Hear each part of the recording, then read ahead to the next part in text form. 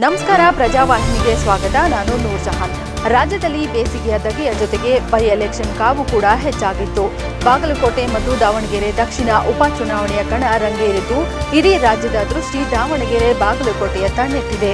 ಇಷ್ಟು ದಿನ ಕಣದಲ್ಲಿ ಮತದಾರರನ್ನ ಸೆಳೆಯಲು ಎರಡು ರಾಜಕೀಯ ಪಕ್ಷಗಳ ನಾಯಕರು ಇನ್ನಿಲ್ಲದ ಸರ್ಕಸ್ ನಡೆಸಿದ್ದು ಇಂದು ಅಭ್ಯರ್ಥಿಗಳ ಭವಿಷ್ಯ ಮತಪೆಟ್ಟಿಗೆ ಸೇರುತ್ತಿದೆ. ಇನ್ನು ಬಿಜೆಪಿ ನಾಯಕರು ಸಹ ಕಾಂಗ್ರೆಸ್ ಕೋಟೆ ಕೆಡವಲು ಟೊಂಕ ಕಟ್ಟಿ ನಿಂತಿದ್ದಾರೆ. ವಿಜಯೇಂದ್ರ, ಆರ್ ಅಶೋಕ್, ಸಿಟಿ ರವಿ ಹಾಗೂ ಉಚ್ಚತಿತ ನಾಯಕ ಯತ್ನಾಳ್ ಸೇರಿ ದಾವಣಗೆರೆ ಬಾಗಲಕೋಟೆಯಲ್ಲಿ ಅಬ್ಬರದ ಪ್ರಚಾರ ನಡೆಸಿದ್ದಾರೆ.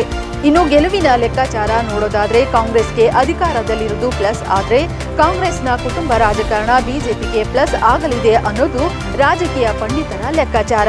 ಸದ್ಯ ಕಾಂಗ್ರೆಸ್ ಹಿರಿಯ ಶಾಸಕ ಶಾಮನೂರ್ ಶಿವಶಂಕರಪ್ಪ ಅವರ ನಿಧನದಿಂದ ತೆರವಾಗಿರುವ ದಾವಣಗೆರೆ ದಕ್ಷಿಣ ಉಪಚುನಾವಣೆಯಲ್ಲಿ ಕಾಂಗ್ರೆಸ್ನಿಂದ ಸಮರ್ಥ್ ಶಾಮನೂರ್, ಬಿಜೆಪಿಯಿಂದ ಶ್ರೀನಿವಾಸ್ ದಾಸಕರಿಯಪ್ಪ ಅಖಾಡದಲ್ಲಿದ್ದು ಈ ಇಬ್ಬರ ನಡುವೆ ನೇರ ಪೈಪೋಟಿ ನಡೆಯುವ ಸಾಧ್ಯತೆ ಇದೆ.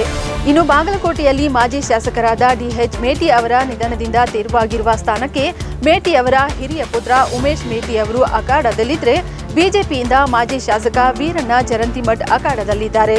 ಸದ್ಯ ಬಾಗಲಕೋಟೆಯಲ್ಲೂ ಕಾಂಗ್ರೆಸ್ ಬಿಜೆಪಿ ನಡುವೆ ನೆಕ್ ಟು ನೆಕ್ ಪೈಪೋಟಿ ನಡೆಯುತ್ತಿದ್ದು ಮತದಾರರು ಬೆಳಿಗ್ಗೆಯಿಂದಲೇ ಹೆಚ್ಚಿನ ಸಂಖ್ಯೆಯಲ್ಲಿ ಮತಗಟ್ಟೆಗೆ ಆಗಮಿಸಿ ಸರತಿ ಸಾಲಿನಲ್ಲಿ ನಿಂತು ಉತ್ಸಾಹದಿಂದ ಮತ ಚಲಾಯಿಸಿದ್ದಾರೆ. ಈ ಉಪಚುನಾವಣೆ ಮುಂದಿನ ಚುನಾವಣೆಗೆ ದಿಕ್ಸೂಚಿ ಎಂದು ವಿಶ್ಲೇಷಿಸಲಾಗಿದೆ. ಒಟ್ಟಾರೆ ಎರಡು ಪಕ್ಷಗಳ ಶ್ರಮಕ್ಕೆ ಮತದಾರ ಯಾವ ಫಲಿತಾಂಶ ಕೊಡಲಿದ್ದಾರೆ, ಯಾರ ಕೊರಳಿಗೆ ವಿಜಯ ಮಾಲೆ ಹಾಕ್ತಾರೆ ಅನ್ನೋದು ಕಾದು ನೋಡಬೇಕಿದೆ.